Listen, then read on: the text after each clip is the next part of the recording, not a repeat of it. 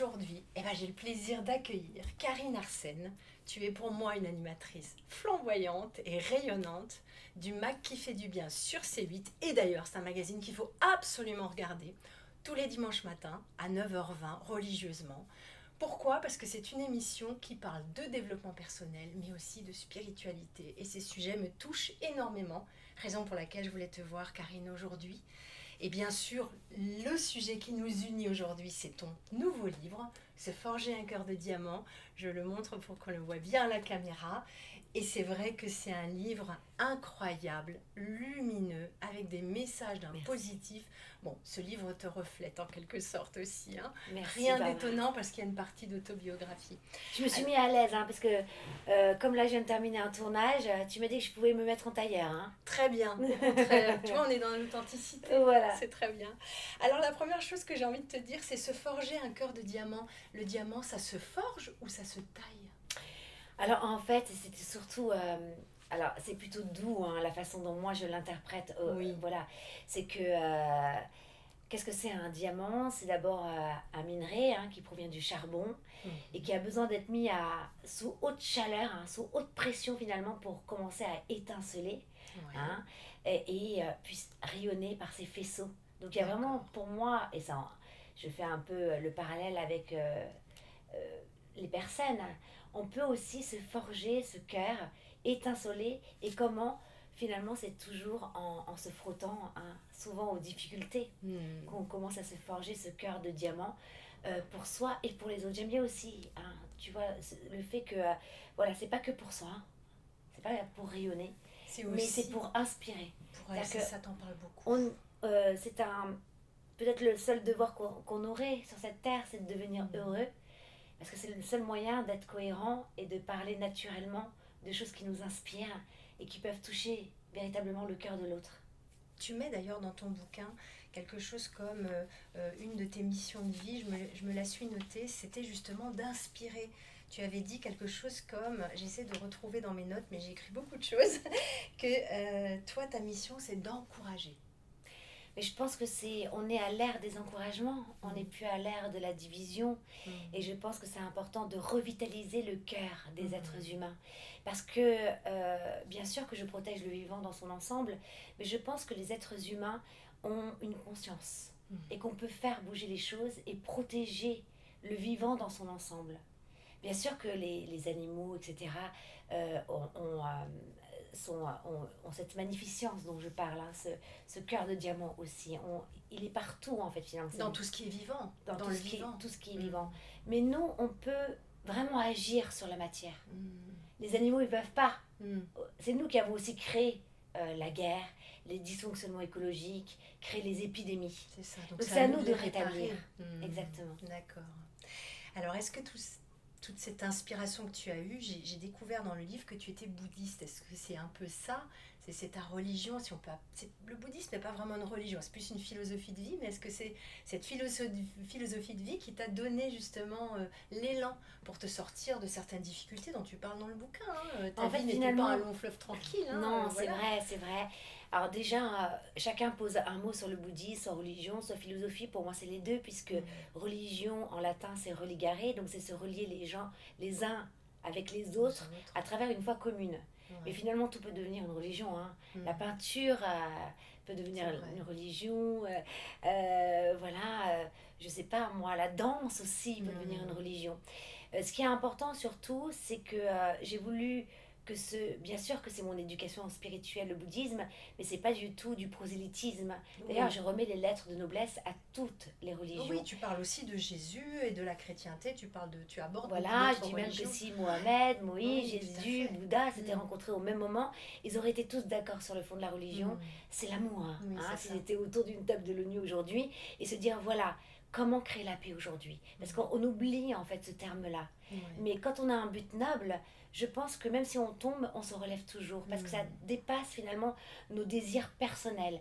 Là, ce que j'appelle moi le grand ego, hein, ce cœur large pour soi et pour les autres. Et donc c'est vrai qu'à un moment donné, je me suis dit, voilà, pourquoi pas écrire un livre sur toutes ces clés philosophiques qui m'ont permise d'avancer et de transformer dans la matière, parce que j'aime bien aussi que la spiritualité soit vraiment quelque chose De concret. de concret, hein. hein, Oui, en fait, faire concrète. pour changer le monde. Mhm. Et comme disait Gandhi, hein, pour changer le monde, il faut commencer par soi-même, Soi-même, se forger absolument. ce cœur de diamant. Mhm. Alors attention, hein, loin de moi de dire que je me suis forgé un cœur de diamant. Hein. Et c'est pour ça que le sous-titre, c'est la quête d'un bonheur inaltérable. Oui, Hein. c'est-à-dire que tu es en chemin, quoi. Bah, j'espère être tout le temps avoir cette attitude de me dire que je suis toujours en chemin. Mais c'est vrai que j'ai eu, je trouve que c'est baigné de sagesse, c'est empreint de sagesse. Et la sagesse, c'est quoi? Ça découle de la bienveillance, tout simplement. On ne peut pas avoir de sagesse, sinon ça devient mental, C'est théorique. une notion, c'est un concept. Voilà, la mais c'est sagesse, ça pas vient du une cœur. réalité. C'est quelque chose, et c'est pour ça que pour moi, même l'émission que je fais aujourd'hui, c'est pour moi tout d'abord une émission d'encouragement, Oui, c'est ça. où chacun peut Tu donnes la piocher voix des thérapies. voilà, c'est ça. Tu donnes la voix à plein d'auteurs, C'est d'autrices, ça. de thérapeutes, Voilà. De coachs. C'est vraiment Et c'est ça qui m'a donné fascinant. finalement cette base vraiment Oui. bouddhique, qui m'a donné voilà, cette impulsion de devenir meilleur. Parce que finalement, qu'est-ce que c'est on ne peut inspirer que par notre comportement humain. Et pour avoir un bon comportement humain, naturellement, parce que j'aime bien le processus aussi qui soit toujours naturel, moi je n'aime pas les dogmes, j'aime pas la spiritualité austère. Oui, tout à fait. Ou quand c'est forcé. Voilà, ou exactement. Et c'est parce que je transforme naturellement ma vie, que je balaye mes croyances limitantes, que je reprends une posture plus juste pour ma vie. C'est à ce moment-là finalement que dans la matière, les choses aussi changent. Oui. Et c'est dans ce cœur qui s'est transformé, Mhm. qui s'est peut-être élargi de plus en plus, Mhm. qui s'est peut-être gorgé plus de gratitude, de reconnaissance, de ce souffle, ce champ vibratoire qu'on Oui, a tu en tous en parles soi beaucoup de ça. et qui nous permet finalement d'inspirer par notre comportement au lieu de convaincre. Hein, ou C'est d'être pas la même plutôt chose. dans... Hein. Et Ouais, non. absolument, ça change tout. Tu dis d'ailleurs que tu es tombée dans le gong quand tu étais petite. Ouais. J'aime beaucoup cette formule. Et à un moment donné, tu as fait 40 jours de prière. Ouais, c'est ça. 40 jours, 7 heures par jour pendant 40 jours. Oui, c'est ça. En fait, c'était un moment phare de ma vie. Alors, bien sûr, je ne le conseillerais pas à tout le monde comme ça de faire 40 jours parce que c'est quand même très puissant. En tout cas, ce que je prie tous les jours, qui pourrait t'apparenter à un mantra, moi je trouve que c'est encore plus fort. Pour moi, ce sont des lettres dorées, c'est la quintessence finalement de tout l'éveil du Bouddha qui est dans cette phrase que je récite en boucle matin et soir. Donc, c'est vraiment cette reconnexion, ce dialogue du microcosme-macrocosme finalement. Hein. C'est ça une prière qui dépasse d'ailleurs la notion religieuse. Hein. Elle peut être laïque, hein. C'est désirer, souhaiter. Rien que le fait de dire pourvu qu'il fasse beau demain, c'est déjà une prière. Oui, et finalement, ça soulève l'espoir. Et j'étais à un moment phare de ma vie où j'avais tout essayé dans la matière, rien ne marchait. Et j'ai senti, dans mon jargon, hein, qu'il fallait que je change de vibration énergétique.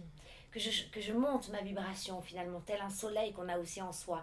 Ce que j'appelle un état durable, qu'on a tous en soi, le bonheur absolu. Ce dont tu parles d'ailleurs, voilà, à un moment donné, exactement. De rendre les choses plus durables.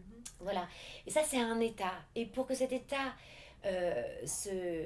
s'active, elle doit s'arroser, comment bien sûr par des actes forts hein, dans la matière. Hein. Il faut du bon sens, il faut des qualités humaines qui me paraissent essentielles, comme la persévérance, le courage, la compassion aussi. Hein. La compassion, c'est partager la souffrance de l'autre, mais c'est aussi peut-être activer. Alors c'est vrai que c'est impalpable, c'est mystique, hein, qu'un chant finalement, parce que on dit tout chant, hein, la pratique se dit aussi tout chant en anglais, mais c'est ça, c'est chanter cette vibration, ce dialogue du microcosme-macrocosme, ce souffle suprême qui n'a qu'une envie, c'est de protéger la dignité de la vie.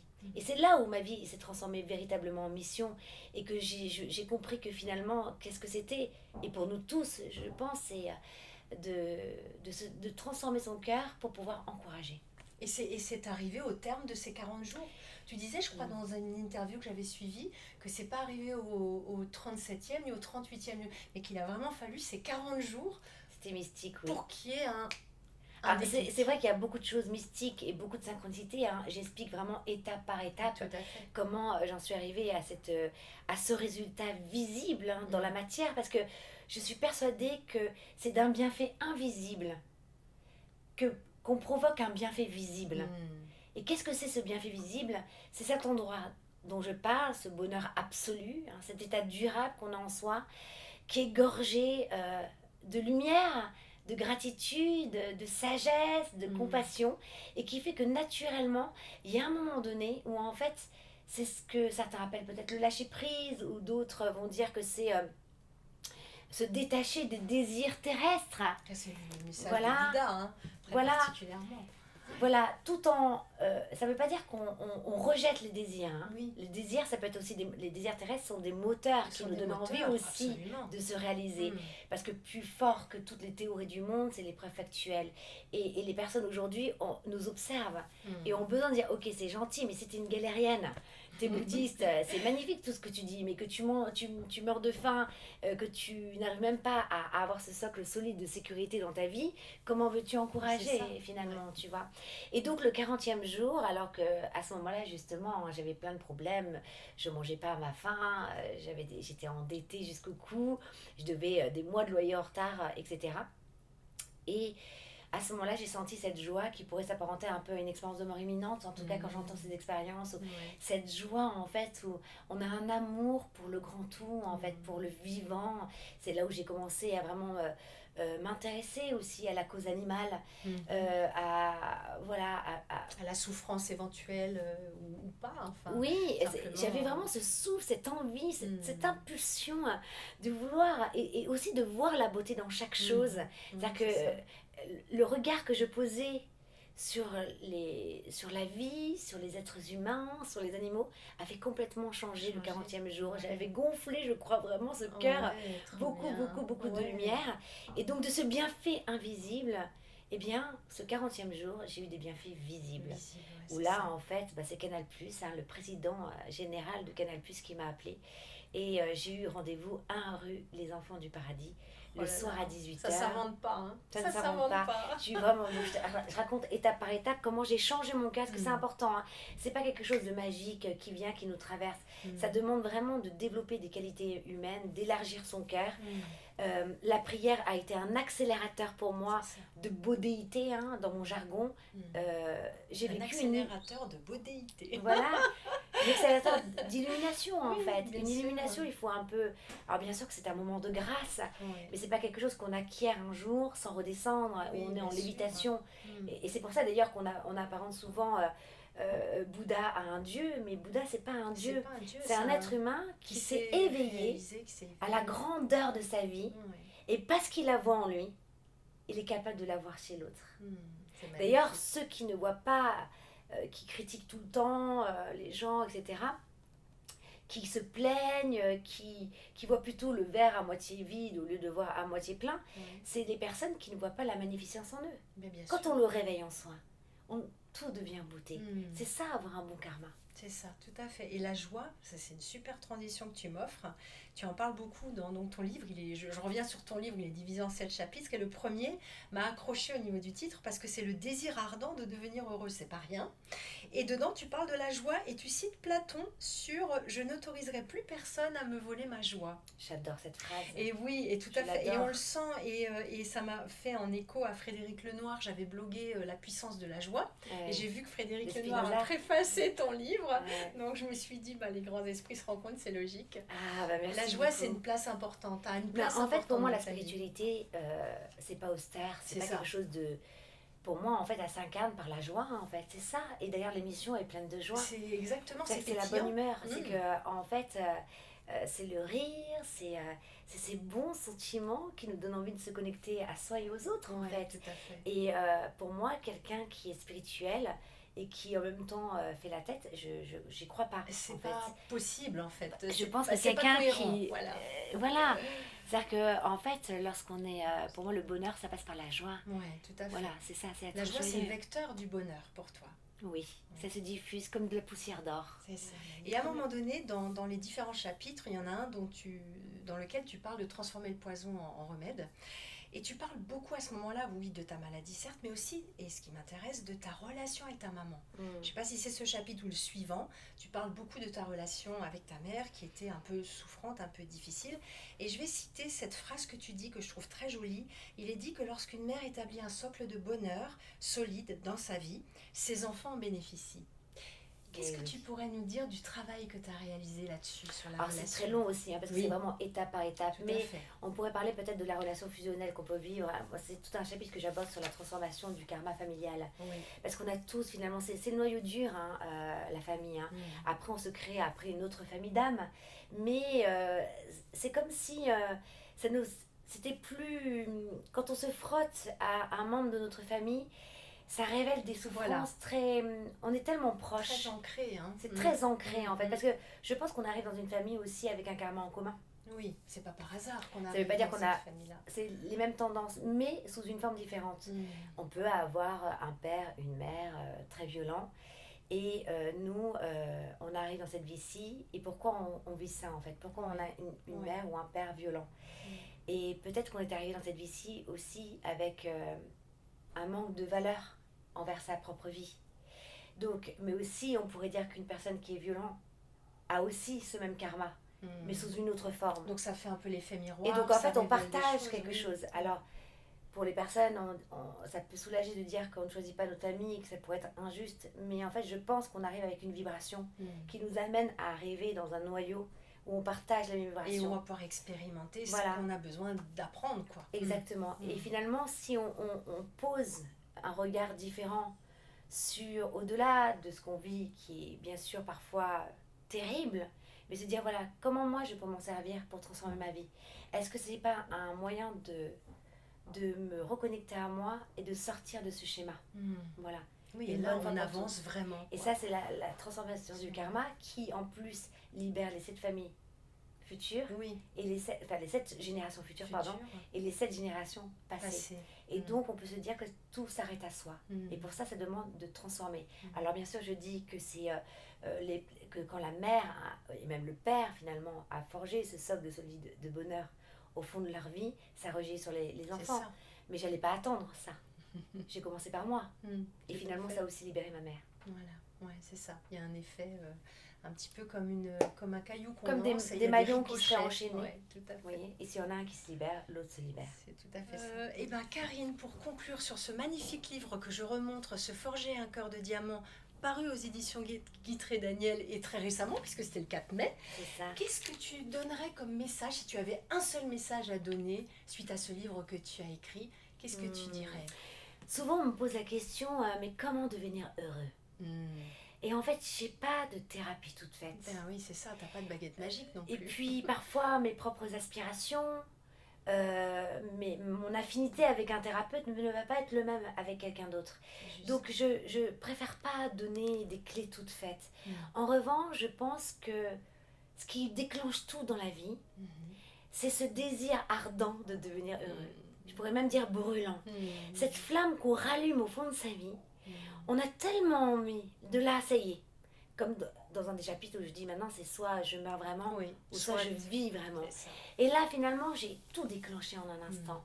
Comme si, rien que le fait de planter cette cause au fond de ma vie, de rallumer cette flamme de devenir heureuse, j'ai rencontré les bonnes personnes au bon moment. Et j'ai cheminé. Et ensuite, j'ai exploré moi-même.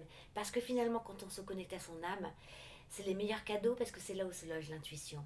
Et en fait, il n'y a pas mieux que nous, finalement, pour savoir quel est le chemin le plus précis, quel est le bon thérapeute, quelle est la philosophie qui m'inspire. Ce qui est important, c'est de vraiment s'écouter. Quand c'est juste pour soi, c'est juste pour les autres.